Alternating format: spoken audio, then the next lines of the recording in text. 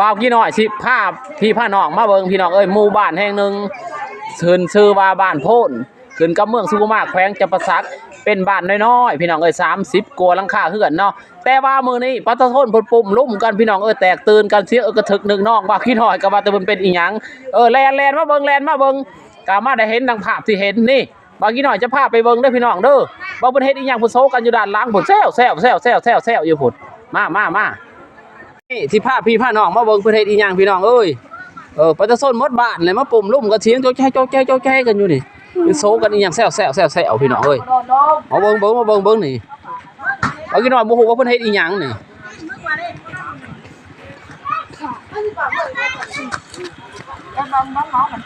นี่พี่น้องเอ้ยเฮ็ดอีสร้างพักกันยืนคำแอวจักโอมลูกผูกม้ามานี่มันเฮ็ดอีหยังนี่แซวถีบยืนจังจะว่ากันเบิ่งยังย่นบ่พี่น้องย่นสิย่นบ่เบิ่งว่าย่นบ่โอ้ยจะนักขึ้นก็ใหม่ก็ใหม่เอาบักขึ้นก็ใหม่พุ่นดิโอ้เบิ่งมันเป็นอีหยังแท้ๆนี่ไปเบิ่งใหม่ก่อนเบิ่งพี่น้องเอานี้ลงเลยติเลี้ยวไปมันเดี๋ยวลงล่ะเจ้าหน่อยว่ามาเอาลงอีก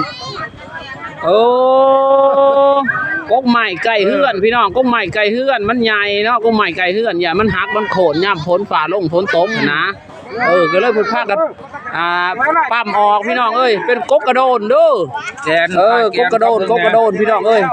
เป็นกบกระโดนใหญ่สมควรได้นี่เนาะแต่ว่ามันไก่เฮือนพี่น้องเอ้ยไก่เพื่อนไก่บ้านนี่นะนี่ยานมันเกิดหักเกิดงอยเนาะเพื่อความปลอดภัยเพื่อก็เลยเอาลงก่อนพี่น้องเอ้ยตัดตอนห่อนงาเนาะเพราะว่ากบใหม่ใหญ่มันอยู่ไก่เฮือนมันก็มีอันตรายเด้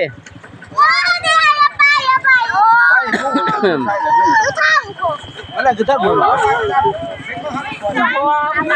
โอ้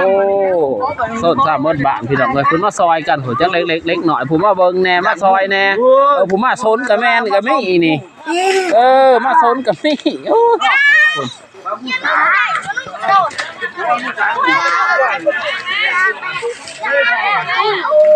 แต่งละเถื่อน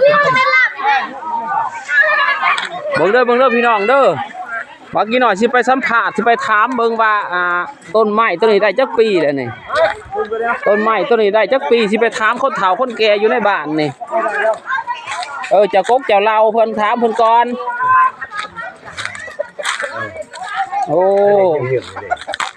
สบายดีพ่อใหญ่เวิ้งกกใหม่นี่มันไก่เฮือนแหละเพิ่นเลยเอาออกเนาะใหญ่เนาะเอาออกห้อยกกลงตัวนี้เลย200ป้ายพี่เลยได้นี่อยากถามพ่อใหญ่ว่ากกกระโดนเท่านี้ได้200อาจารย์จะใส่ด้วย200ป้ายมีตามขาดคะแนนว่า200ป้ายเนาะใหญ่เนาะเป็น200นี่เต็มแล้ว200เดี๋ยวได้สาเหตุเป็นยังไงยังว่าป้ามออกนี่ย่านมันหักสิเฮือนย่านล่มมาย่านหักสิเฮือนแล้วก็ป้ามออกเขามันไก่เฮือนเนาะนี่เนาะเฮือนเฮาอยู่นี่เนาะ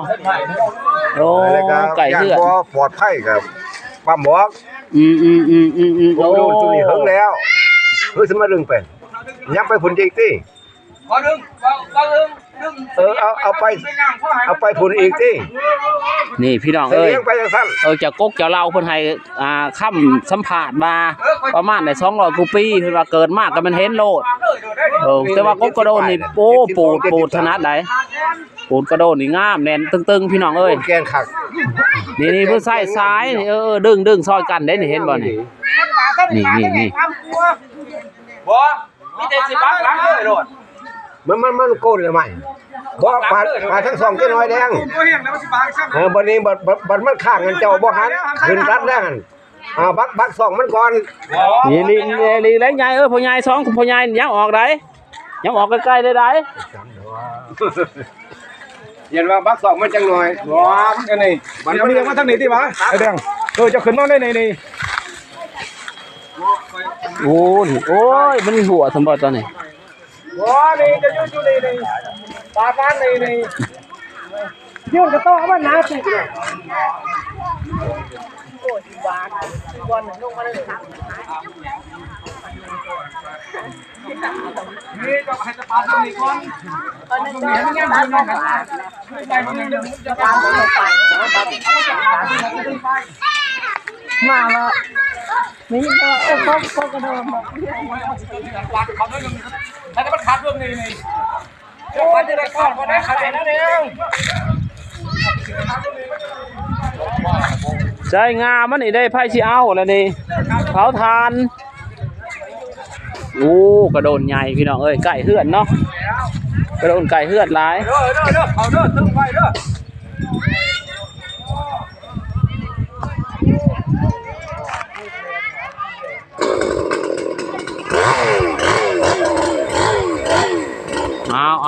เอาพี่น้องเอ้ยพูดน้ำกันเด้อ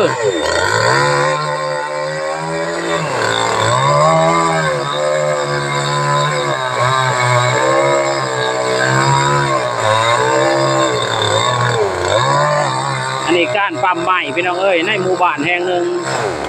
บ้านการปั๊มใหม่ที่ว่ามันไก่เฮือนไก่ซ่านเนาะเสี่ยงต่อการฮักเต็งเฮือนเต็งซ่านก็เลยว่าต้องได้ปั๊มออกพี่น้องเอ้ย